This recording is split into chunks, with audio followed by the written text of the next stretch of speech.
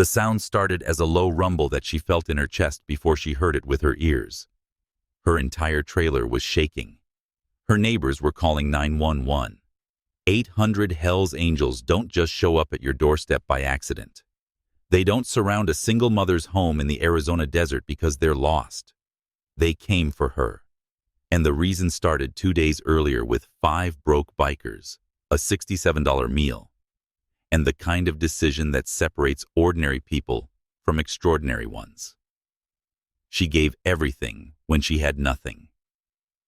Now she's about to discover what happens when the Brotherhood remembers.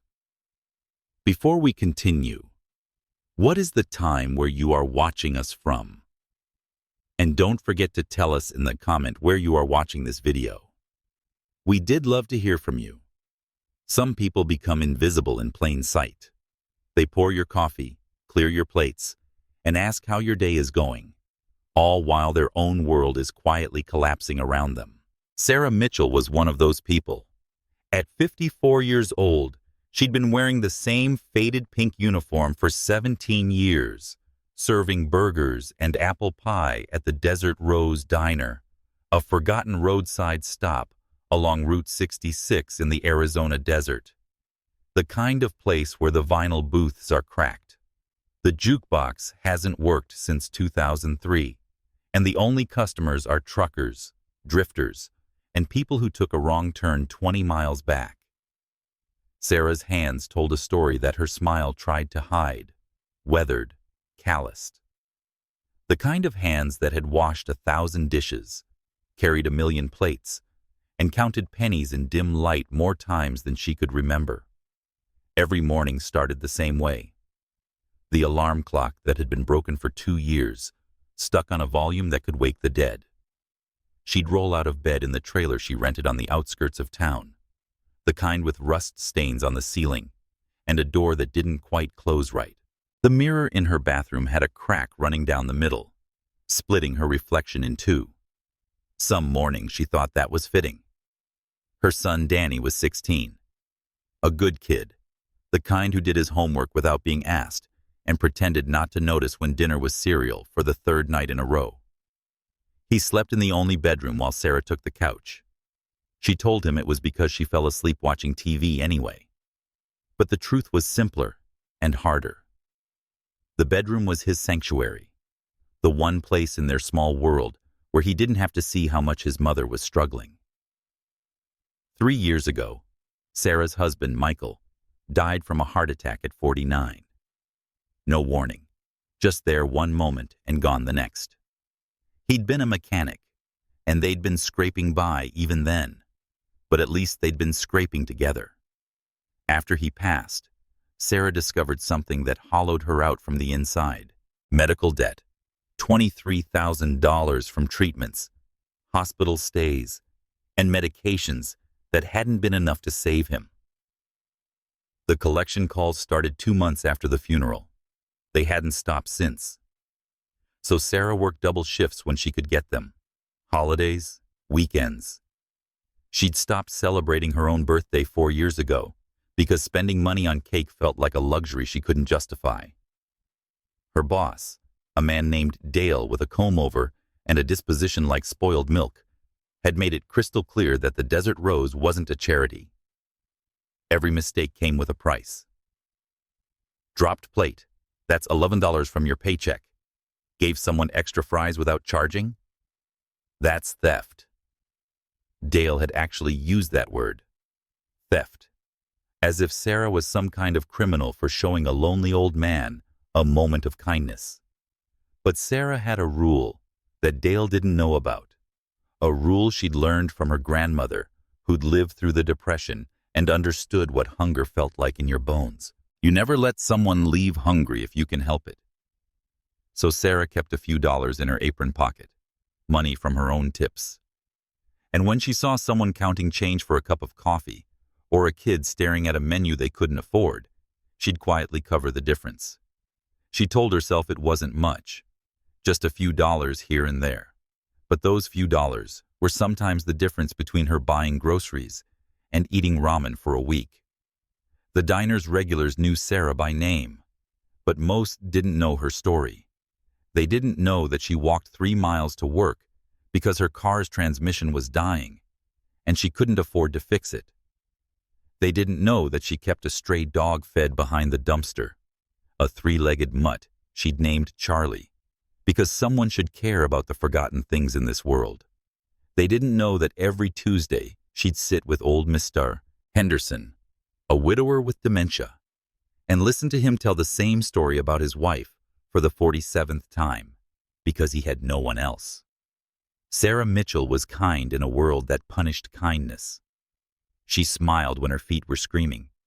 She said, "My pleasure," when customers snapped their fingers at her like she was furniture. And every night, when she'd finally collapse onto that couch with the spring that jabbed her in the ribs, she'd stare at the photo on her phone. Danny at his 8th grade graduation. Proud. Hopeful. He wanted to be an engineer, wanted to build bridges, and Sarah wanted that for him more than she wanted air in her lungs. But what nobody knew about Sarah, not her son, not her coworkers, not even the customers who'd watched her pour coffee with that same tired smile for nearly 2 decades, was that she'd already decided this would be her last month at the diner. She had a secret, a small, fragile, desperate secret that she kept in an envelope hidden inside a cookbook she never used. $1,243. Every spare penny she'd managed to save over the last 3 years.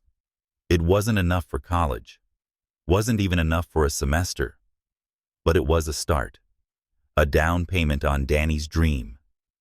And Sarah had decided that come the end of the month, she'd give her notice, find something else, anything else that paid even $1 more, and make sure her son didn't end up like her. Invisible, forgotten, watching his dreams shrink to fit the size of a tip jar. Sarah Mitchell was drowning, but she was drowning quietly with a smile on her face and a pot of coffee in her hand. Because that's what invisible people do. They disappear without making a sound. At least that's what she thought until a Tuesday afternoon in October, when 5 strangers walked through the door and changed everything. The Desert Rose Diner was in that dead zone between lunch and dinner, when the only sound was the hum of the ancient refrigerator and the occasional clatter of Dale restocking ketchup bottles in the back. Sarah was wiping down the counter for the 3rd time. Not because it needed it, but because standing still meant thinking, and thinking meant calculating how many shifts she'd need to cover Danny's new school shoes. Customers sat scattered across the booths, an elderly couple sharing a piece of pie, a traveling salesman typing on a laptop, a woman reading a paperback with coffee that had gone cold an hour ago. Then the rumble started. It was low at first, distant, like thunder rolling across the desert. Except the sky was clear and blue and merciless. The sound grew closer, deeper, until it wasn't just a sound anymore. It was a feeling, a vibration that rattled the windows and made the silverware dance on the tables. Sarah looked up just as 5 motorcycles pulled into the parking lot, their chrome catching the afternoon sun like a warning shot. 5 men dismounted. Leather vests, patches, the kind of presence that made people look away or stare too long. Hell's Angels. The words were stitched across their backs in letters that didn't ask for permission. They moved like men who'd been riding for days, stiff-legged, road-worn, their faces hidden behind beards and sunglasses, and the kind of weariness that goes deeper than tired. The youngest looked about 30.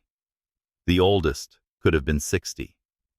Silver hair pulled back in a ponytail, a scar running from his temple to his jaw. The diner went silent. Not the comfortable kind of silence, the held breath kind. The elderly couple stood up abruptly, the husband leaving a 20 on the table for a $12 check, his wife's hand gripping his arm. The salesman closed his laptop so fast it sounded like a trap snapping shut. The woman with the paperback was already at the register, mumbling something about an appointment she'd forgotten. Within 90 seconds, the diner was empty, except for Sarah and the 5 men walking through the door. Sarah had seen this before, the way people looked at certain customers and decided they were dangerous before a single word was spoken. She'd seen it with young black men in hoodies, with Hispanic workers still in their paint-stained clothes, with anyone who didn't fit the safe, sanitized version of humanity that made people comfortable. And she'd made a choice a long time ago about what kind of person she was going to be. The bikers took a booth in the back.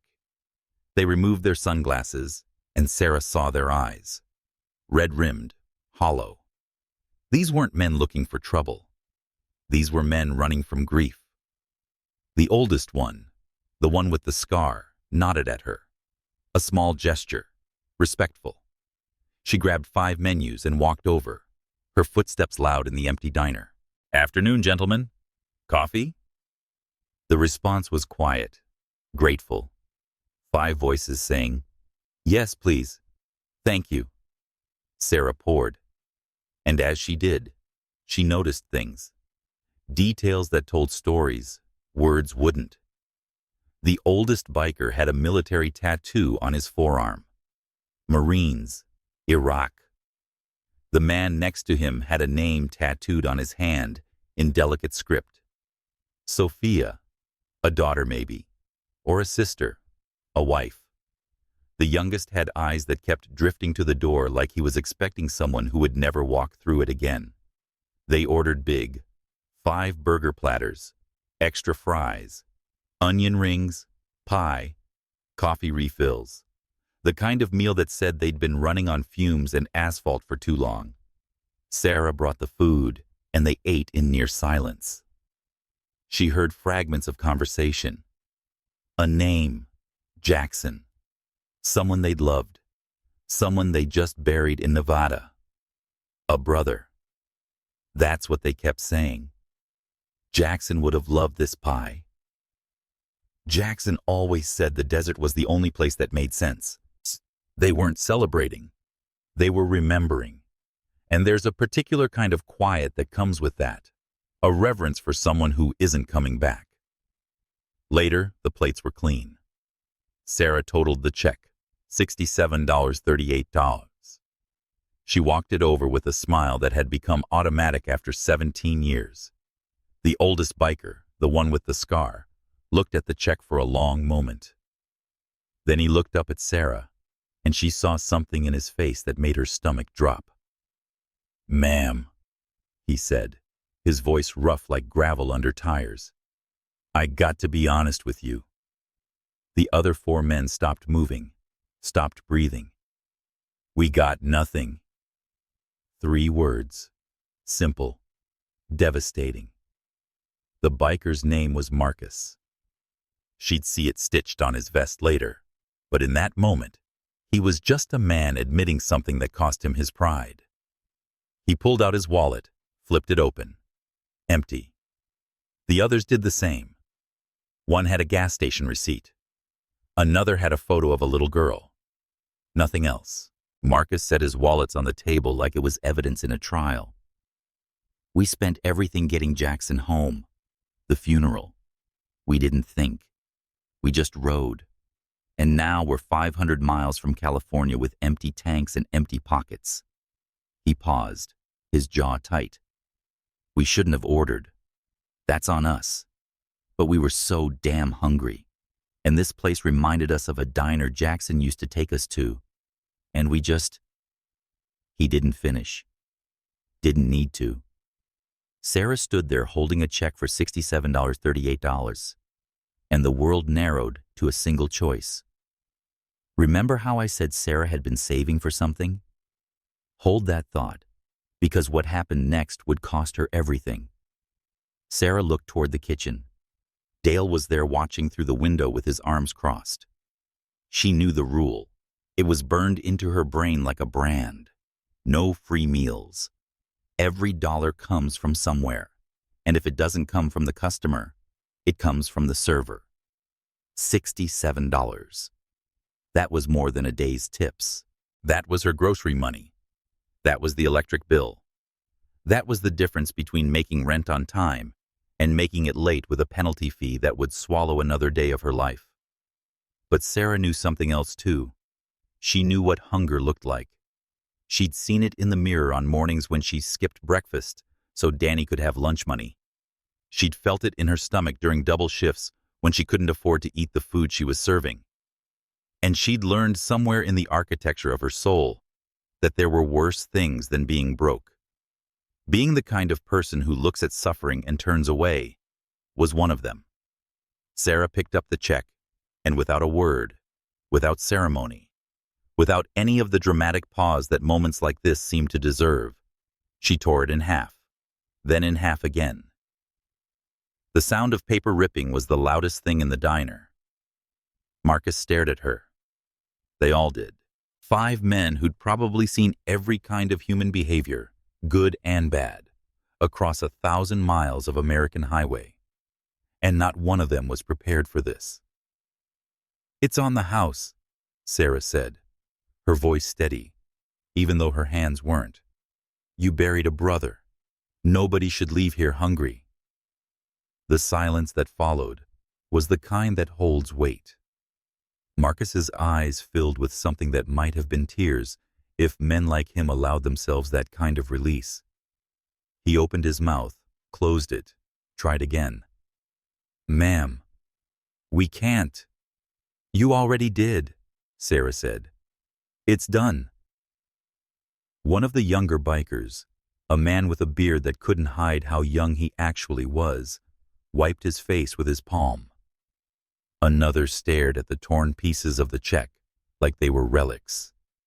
Marcus stood up slowly, and for a second, Sarah thought he might argue. Instead, he did something she didn't expect. He unpinned one of the patches from his vest, a small one, rectangular, with a symbol she didn't recognize. He set it on the table. "We don't carry cash, but we carry these. This is collateral. In our world, that means something. That means we owe you and we pay our debts." The other 4 did the same. 5 patches laid out like promises. Sarah didn't understand the significance yet, but she would. Marcus extended his hand, and Sarah shook it. His grip was firm, his palm calloused, and in that handshake was an entire conversation about honor and respect, and the kind of dignity that has nothing to do with money. "Thank you," Marcus said. "You'll never know what this meant." But he was wrong about that. They left quietly, reverently, stopping at the door to nod at Sarah one last time. The youngest one mouthed the words, "Thank you again," like he needed to say it twice for it to count. Then they were gone, the rumble of their engines fading into the desert heat, leaving nothing behind but 5 patches and the kind of silence that feels like the world shifting on its axis. Sarah stood there staring at the empty booth. And that's when Dale emerged from the kitchen. His face was the color of a sunburn, his eyes hard as asphalt. "That's coming out of your pay, Sarah. $67. You just bought their lunch." Sarah nodded. She'd expected this. Dale kept talking, something about responsibility and policy and how he couldn't run a business on charity. But Sarah wasn't really listening. She was doing math in her head. $67. That was most of what she'd make today. That pushed her grocery budget into next week. That meant ramen and apologies, and finding a way to explain to Danny why dinner was light again without making him feel like a burden. Her hands shook as she cleared the table. The patches sat there, strange and foreign, and somehow sacred. She picked them up carefully, slipped them into her apron pocket, and went back to work. Because that's what invisible people do. They absorb the cost.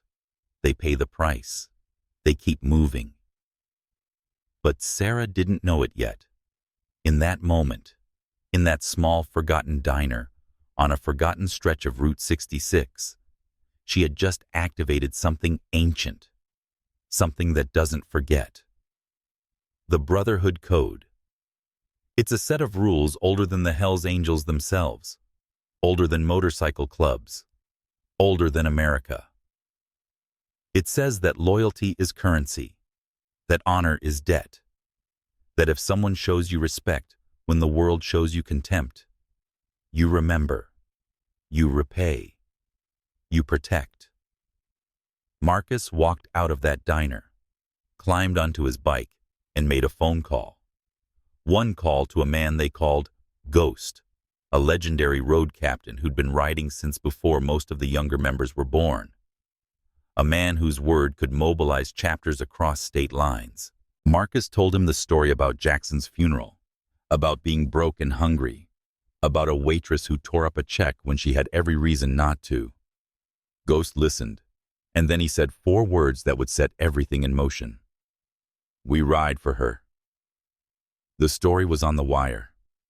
The National Hells Angels Network, a communication system that spans from California to New York, from Texas to Montana. Chapter presidents called road captains. Road captains called their crews. The message was simple, and it was absolute. A waitress in Arizona showed respect when the world showed fear. She fed brothers when they had nothing. The Brotherhood doesn't forget. And one by one, across 12 states, engines started. Sarah Mitchell had no idea.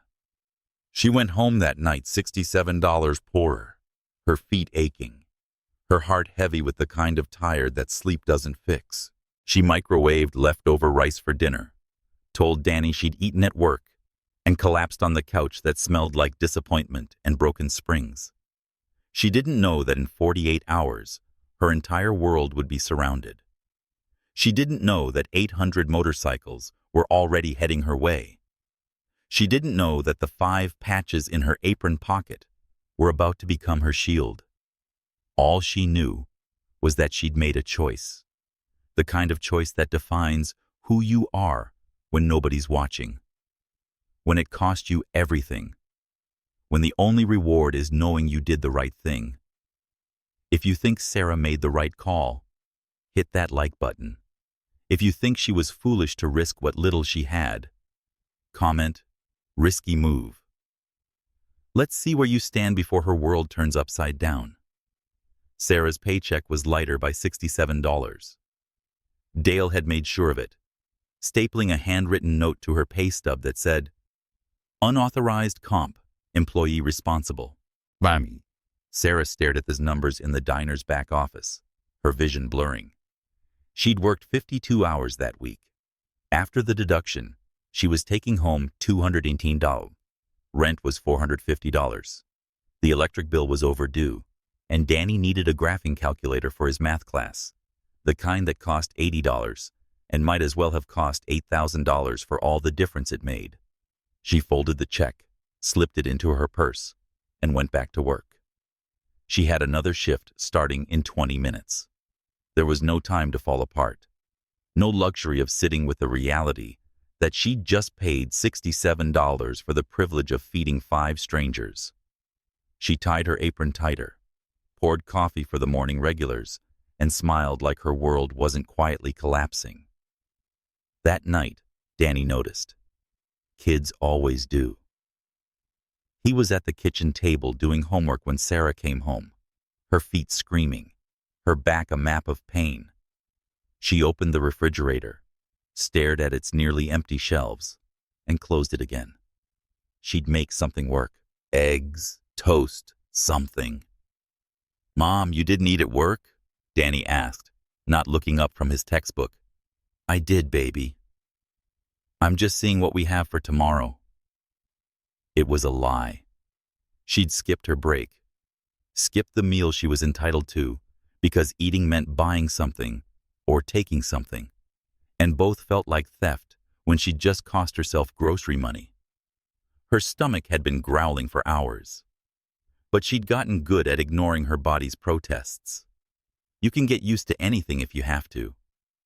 The other waitresses had opinions. Sarah heard them in the break room the next day, voices lowered, but not enough. Linda, who'd been at the diner for 9 years and wore her bitterness like a name tag, was the loudest. I heard she just gave away a 67 or check to bikers. Can you believe that? Some of us have bills to pay, and she's playing Mother Teresa. Another voice, younger, uncertain. Maybe she had a reason. The reason is she's stupid, Linda said flatly. You don't survive in this world being stupid. Sarah kept her head down, refilled the napkin dispensers, and said nothing. What could she say? That she'd made a choice she'd make again, even knowing the cost? That some things mattered more than money? They wouldn't understand. Most people wouldn't. And maybe they were right. Maybe she was stupid. Maybe kindness was just another word for foolish when you couldn't afford to be either. She picked up extra shifts. She worked until her feet went numb, and her smile became a mask she couldn't take off even when she wanted to. Danny started asking questions she couldn't answer. Why was there no milk? Why were they having cereal for dinner again? She deflected, made jokes, pretended it was an adventure. But at night, alone on that broken couch, she let herself feel it. The weight, the exhaustion, the quiet terror that she was failing the one person who mattered most. Danny found her in the kitchen one morning. She was sitting at the table with her calculator and a stack of bills, crying silently. The kind of crying where you're too tired to make sound. He stood in the doorway in his oversized sleep shirt, and his voice was small and afraid. Mom, why are you crying? Sarah wiped her face fast, forced a smile that didn't reach her eyes. I'm not, baby, just tired. Go back to bed.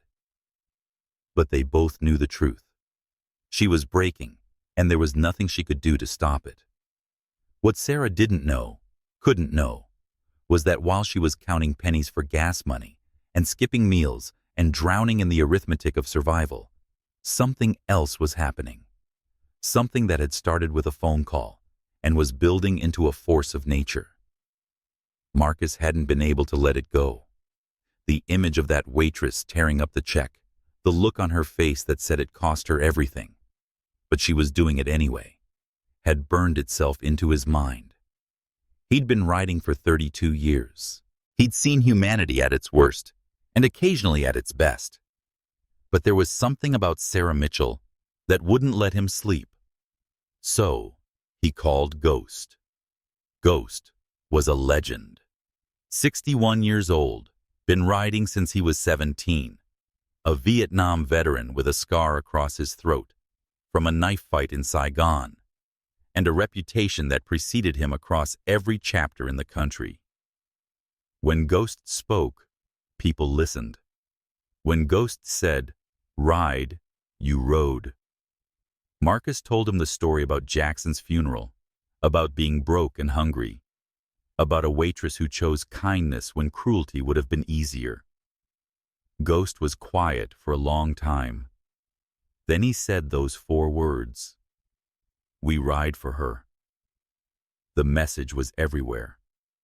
The Hells Angels have a communication network that most people don't understand. It's not official. It's not organized in the way corporations or governments organize things, but it's powerful. It's phone trees and group messages and word of mouth traveling at the speed of loyalty. Ghost posted Sarah's story on the National Wire. A waitress in Arizona showed respect when the world showed fear. She fed brothers when they had nothing. The brotherhood doesn't forget. The responses came fast. California chapters were the first. We're in. How many you need? Nevada responded within the hour. We ride for her. Texas, New Mexico, Arizona, locals, even a chapter from Colorado that would have to ride 12 hours straight. They all said the same thing. We ride for her. It became a rallying cry, a mission, because in the world of the Hells Angels, respect is everything. Loyalty is everything. And when someone outside the brotherhood shows that respect, shows that loyalty without asking for anything in return. You honor that. You protect that. You repay that debt. The planning started immediately. Ghost coordinated with chapter presidents. They'd converge on the trailer park where Sarah lived, a detail Marcus had found by following her home from the diner to make sure she got there safe. They'd arrive at dawn. They'd bring cash, resources, whatever she needed. It wasn't charity. It was honor. It was the code. 800 bikers from 12 states mobilizing in 48 hours for a woman they'd never met. Because 5 of their brothers had been shown dignity when they had nothing. And that meant something. While Sarah worked her extra shifts, while she skipped meals and calculated which bills she could pay late without catastrophic consequences, while she cried in her kitchen and lied to her son about being fine, 800 engines were roaring to life across the Southwest. And every single one was headed her way. Remember those patches the bikers left? Sarah kept them in her apron pocket. She touched them sometimes during her shifts. These strange pieces of fabric with symbols she didn't understand, and wonder about the men who'd given them to her. She had no idea they were about to become her shield. There was a sound, distant, low, like thunder, but sustained, constant, growing. At first, she thought she was dreaming. Then she thought it was an earthquake. The walls of the trailer were vibrating. The photos on the fridge were rattling. Sarah sat up on the couch, her heart suddenly pounding. And that's when she heard her neighbor screaming, "Someone called 911. There's a biker gang. They're everywhere." Sarah's blood went cold. She rushed to the window, pulled back the thin curtain, and what she saw didn't make sense. Couldn't make sense. Motorcycles, hundreds of them, maybe more, forming a circle around the entire trailer park. Around her home. The sound was deafening now. Not thunder, but engines. Dozens and dozens of engines. The kind of sound that rattles your ribcage and makes your ears ring. Panic hit her like a fist. Why are they here? What did I do? Her mind raced through possibilities. None of them good. Had she offended someone? Had those 5 bikers from the diner told their friends about her? Spun the story differently? Made her out to be someone who disrespected them? Were they here for revenge? For intimidation? Danny stumbled out of the bedroom, his eyes wide with fear.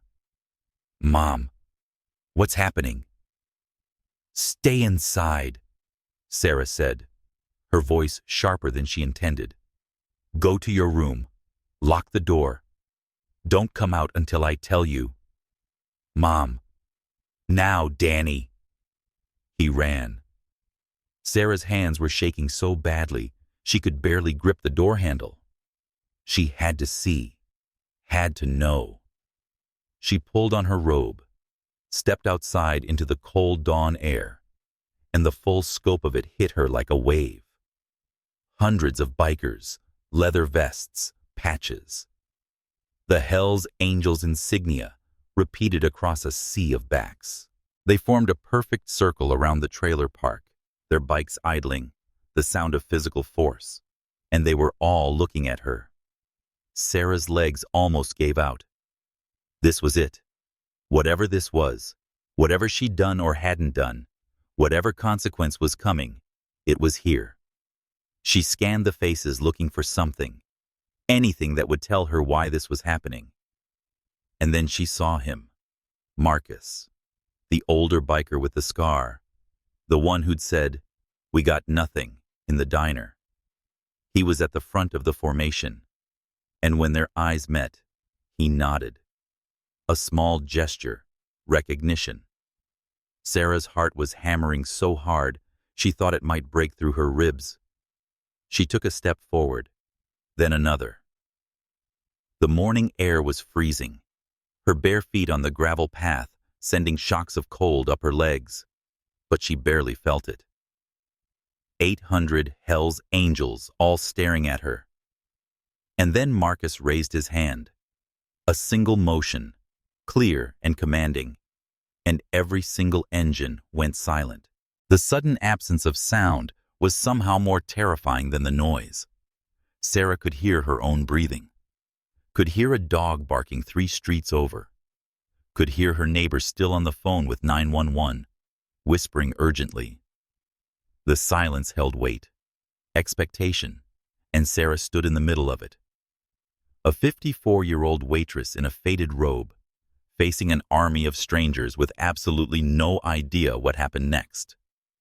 What happened next has never been caught on camera before. Until now. Marcus stepped forward, and the wall of leather-clad bodies parted to let him through. He was carrying something, a leather bag, worn and weathered, the kind that had seen 1,000 miles of road. Sarah stood frozen, her mind unable to process what was happening. Was this a threat? A test? She'd seen enough movies to know that when 800 bikers surround your home, it rarely ends well. But Marcus's face wasn't angry. It wasn't menacing. It was something else entirely, something that looked almost like reverence. He stopped 3 feet in front of her, close enough that she could see the lines around his eyes, the gray in his beard, the way his hands gripped that bag like it contained something sacred. When he spoke, his voice carried across the silent circle, and every biker heard it. "Ma'am, my name is Marcus Chun. You fed me and 4 of my brothers 3 days ago when we had nothing. You tore up a check you couldn't afford to lose. You gave us dignity when the world had given us fear." He paused, and Sarah saw his jaw tighten with emotion. The brotherhood doesn't forget. He held out the bag. Sarah stared at it, her hands trembling, unsure whether to take it. Marcus's eyes were gentle, patient. "This is from every chapter that heard your story, from California to Texas, from brothers and sisters who know what it means when someone shows respect to the broken and the grieving." Sarah took the bag. It was heavy, heavier than she expected. She unzipped it slowly, and when she saw what was inside, her knees buckled. Cash, stacks of it bound with rubber bands. 20s, 50s, hundreds. More money than she'd seen in her entire life, condensed into a single moment. Her hands started shaking so badly, she almost dropped the bag. $12,000, Marcus said quietly, collected from 800 brothers and sisters in 48 hours. That's what you're worth to us. That's what your kindness bought you. Sarah couldn't speak, couldn't breathe. $12,000. The number didn't compute. It was too large, too impossible. That was 6 months of rent. That was Danny's school supplies for years. That was medical bills. That was the car repair. That was breathing room. That was survival. But Marcus wasn't done. He reached into his vest and pulled out an envelope. Then another biker stepped forward with an envelope. Then another, then another. They formed a line, 800 strong. And one by one they approached Sarah Mitchell in her faded robe on a cold Saturday morning and handed her envelopes. Personal donations, $20, $50.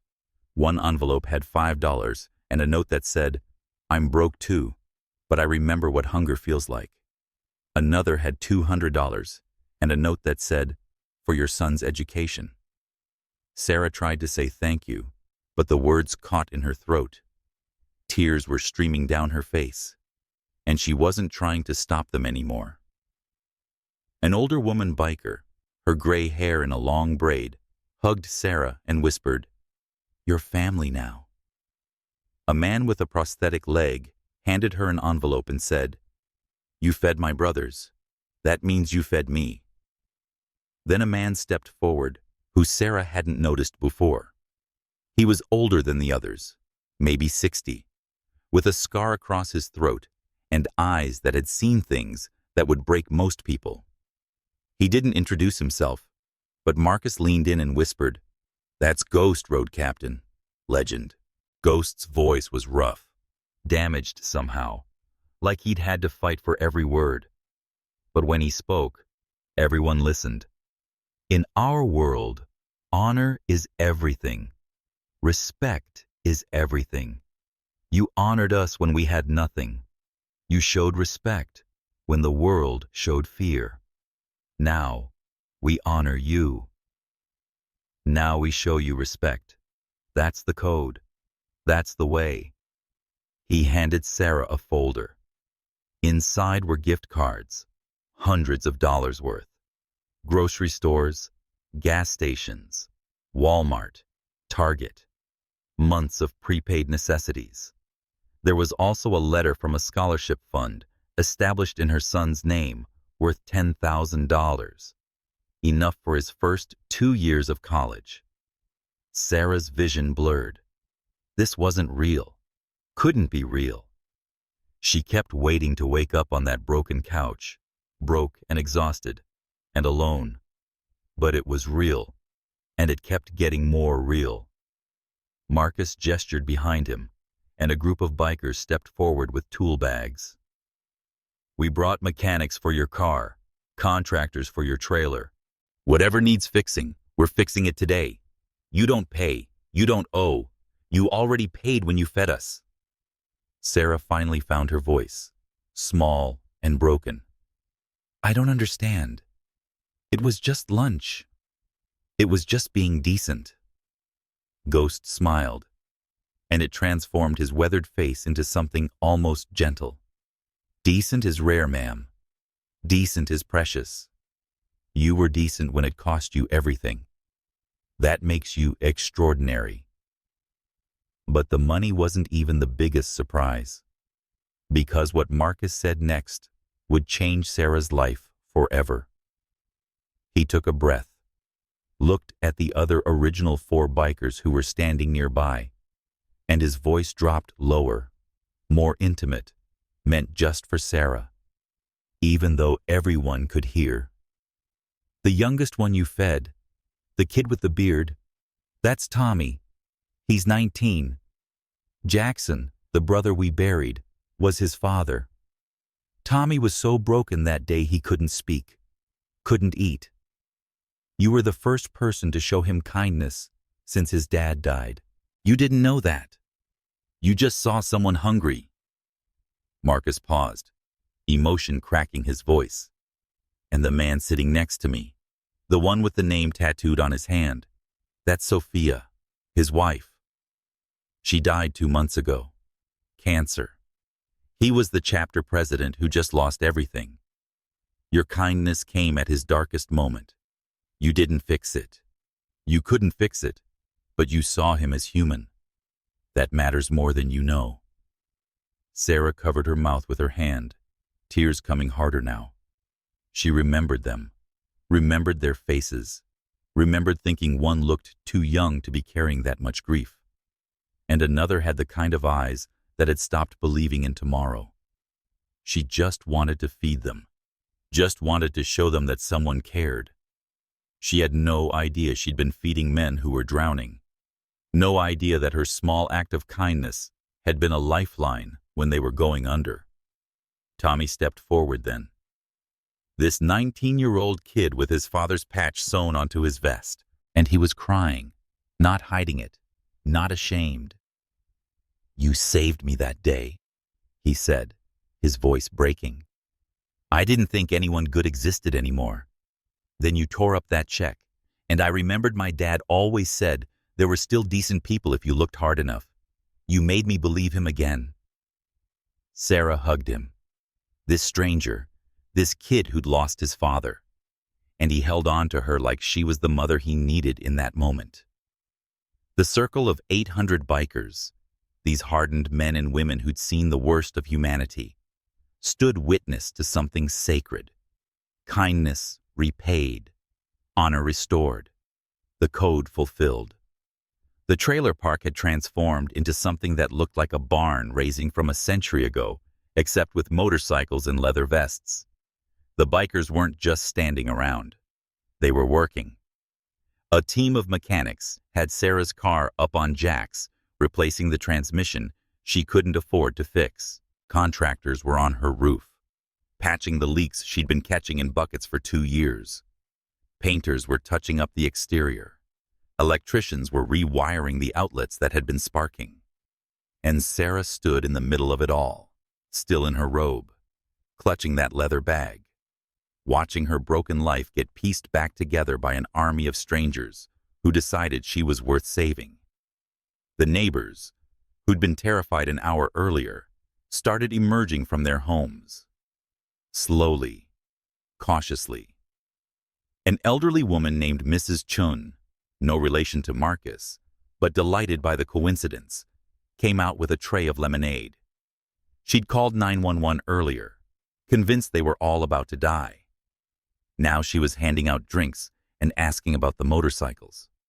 "I always wanted to ride one," she confessed to a biker named Snake, who immediately offered to take her for a spin. She was 73 years old, and she climbed on the back of that Harley with a smile that could have lit the desert. Kids started appearing, timid at first, hiding behind their parents, but curiosity won out.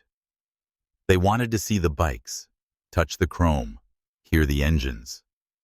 The bikers were patient, kind, letting them sit on the seats, showing them how the throttle worked, taking photos. Prejudice dissolved in real time. These weren't scary criminals. They were mechanics and contractors, and fathers and mothers, and human beings who'd chosen to spend their Saturday helping a waitress they'd never met. A news van showed up. Someone had tipped off the local station, and a reporter with perfect hair and skeptical eyes stepped out with a camera crew. She started interviewing bikers, asking them why they were here, what this was about. Marcus told the story. Ghost told the story. Tommy, 19 years old and still grieving, told the story with tears on his face. And Sarah, exhausted and overwhelmed, and still not fully believing this was happening, told the story too. "I just fed them," she said to the camera. "They were hungry. I have been hungry. You don't let people leave hungry if you can help it." The story aired that night on the local news. It had gone viral. National outlets picked it up. CNN, Fox, MSNBC. Social media exploded. The hashtag #FeedTheHungry started trending. People were calling Sarah a hero. The Hells Angels were being praised for their honor. And in the middle of it all, Dale, the diner owner who docked Sarah's pay, was watching his phone blow up with angry messages. Remember Sarah's boss who docked her pay? Well, when he saw 800 Hells Angels defending his waitress on national TV, he had a choice to make. He could double down, insist he was right, that rules were rules, or he could read the room. Dale chose survival. He showed up at Sarah's trailer with a check for $67 and an apology that sounded more like a legal defense. "I was just following policy," he said, not meeting her eyes. Sarah took the check and said nothing. Ghost, who happened to be there finishing up some electrical work, simply stared at Dale until the man backed away slowly and left. But Dale did something else too. He agreed on camera to let Sarah implement a pay-it-forward system at the Desert Rose Diner. Customers could prepay meals for people who couldn't afford them. A board went up on the wall with tickets. If you were hungry and broke, you could take a ticket. No questions, no judgment, just food.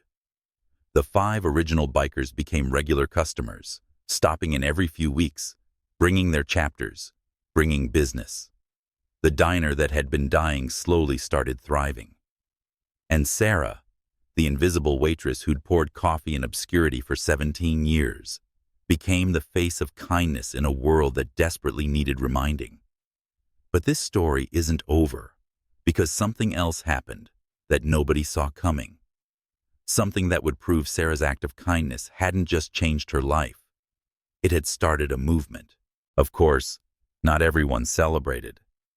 The internet, being what it is, produced skeptics and trolls. People who said the story was fake.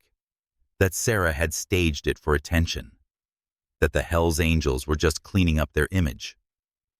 The comment sections filled with cynicism, with people who'd been hurt so many times they couldn't believe in goodness anymore. They attacked Sarah, called her naive, called the bikers criminals, said the whole thing was a publicity stunt. And for a moment, reading those comments on her phone while sitting in her newly repaired trailer, Sarah felt doubt creeping in. Had she done the right thing? Was kindness really worth it when people could twist it into something ugly? Then Danny came home from school and told her about the Pay It Forward board, about how a kid in his class, whose dad had lost his job, had been able to eat lunch for free because someone had prepaid it, about how his teacher had cried telling the story of the waitress who started it all. And Sarah realized something important. The trolls didn't matter. The skeptics didn't matter. What mattered was the kid who got fed, the family who got help, the ripple that kept spreading outward from one small act of decency on a Tuesday afternoon when 5 broke bikers walked into a dying diner and met a woman who remembered what hunger felt like. Sarah Mitchell still works at the Desert Rose Diner. Same faded pink apron, same early mornings, same coffee for the regulars before sunrise. But everything else has changed. She's not invisible anymore. The diner that was dying is now alive, a landmark of kindness. Travelers stop just to see the place where it happened, where a waitress proved that decency still exists in a world that keeps forgetting it. Danny got his scholarship, full ride to Arizona State, studying engineering, building bridges like he always dreamed. His photo sits behind the register right beside another. 800 motorcycles circling her trailer, a reminder that sometimes the universe notices, and sometimes it pays back. Her debt's gone. $23,000 erased by the Brotherhood. She's got savings now, breathes easier, even laughs again. Still sleeps on the same couch with the broken spring. But the fear, that old, suffocating fear of losing everything, is gone. The Hells Angels adopted her trailer park. Every year they hold a charity ride and barbecue, raising money for single parents like she once was. They've helped a dozen families, fixing cars, paying bills, giving hope. Ghost drops by to check on her. Marcus brings his grandkids for pancakes. Tommy, the young man who'd lost his father, sends a Christmas card every year. You saved me. I won't forget. Sarah speaks now at churches, schools, community centers. She tells people about kindness, about small acts that grow wings, about how you never know who's breaking beside you, or how one choice can ripple through the world. And she admits something she once kept quiet. She almost didn't serve those bikers. Fear told her not to. Prejudice told her to turn them away. But she looked closer, past the leather, past the patches, and saw humanity. That's the lesson she carries now. You push past the fear. You choose to see. Because kindness isn't about comfort. It's about courage. In the heart of the Arizona desert, where dust settles on dreams and hardship carves deep lines into weary faces, Sarah Mitchell's story unfolds like a beacon in the night. A tale that reminds us all of life's most profound lesson. Kindness, given freely in the face of fear and scarcity, has the power to ripple outward and transform the world in ways we could never imagine.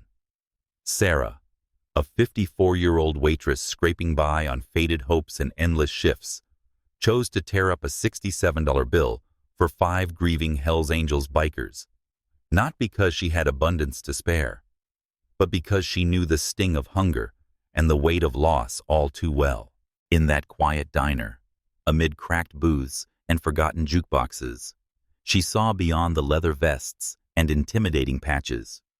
She saw broken souls mourning a brother, and she fed them dignity when the world offered only judgment. Little did she know, her simple act ignited the Brotherhood code, an ancient bond of loyalty and honor that mobilized 800 riders from across states to surround her humble trailer with gratitude, not vengeance. They brought cash to erase her debts, mechanics to mend her broken car, and a scholarship for her son's future, proving that one moment of compassion can summon an army of angels in the most unexpected forms. This story tugs at our hearts because it mirrors the quiet battles we all fight, the fear of being invisible, the temptation to harden against strangers, the doubt that goodness still matters in a cynical world. Yet, Sarah teaches us that true courage lies in pushing past prejudice, in choosing empathy over ease even when it costs us dearly. Her kindness didn't just save 5 men from hunger. It healed grief, rebuilt lives, and sparked a movement of pay-it-forward meals and charity rides, showing how small seeds of decency bloom into sanctuaries of hope. In a time when division screams loudest, Sarah's whisper of humanity reminds us, we are all connected, and one act can bridge the widest divides, turning strangers into family and despair into dawn. What about you? Have you ever experienced or witnessed an act of kindness that changed everything? Share your story in the comments below. Let's inspire each other. If this moved you, hit that like button, subscribe for more heartwarming tales of real-life heroes, and turn on notifications so you never miss a ripple of goodness. Together, we can prove that kindness still wins. Your move. What will you do today?